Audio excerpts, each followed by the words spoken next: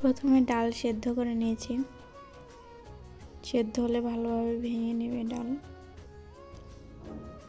তারপরে জল দিয়ে দিয়েছি, লবণ দিয়ে দিলাম, পরিমাণ মতো হলুদ দিয়ে নেবে। এরপরে কিছু পেঁয়াজ আর রসুন দিয়ে দেবে কাঁচা। তো আমার কাছে ভাজা ছিল এই জন্য দিলাম, কিন্তু তোমরা কাঁচাটাই দিবে। আর কাঁচামরিচ কুচি দিয়ে দিলাম।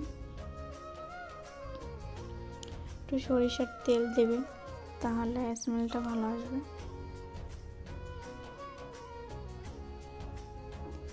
এভাবে কিছুক্ষণ জাল করে নেবে। ডালটা একটু বেশি জাল দিলে ভালো লাগে। এরপরে ফোড়ন দিয়ে নেব, তেল দিয়ে দিলাম, পাঁচফোড়ন দিয়ে দেবো,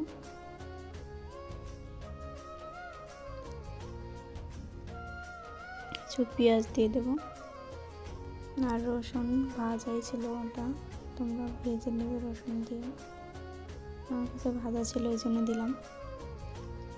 তো এটা আবার ডালের ভিতর ঢেলে দেবো।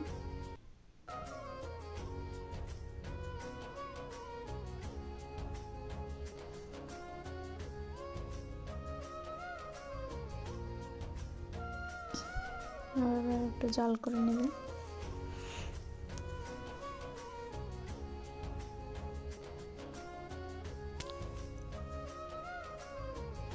তাই দেখো ফাইনাল লুক। এভাবে ডাল রান্না করলে সবাই খেতে যাবে। তো বাই বাই।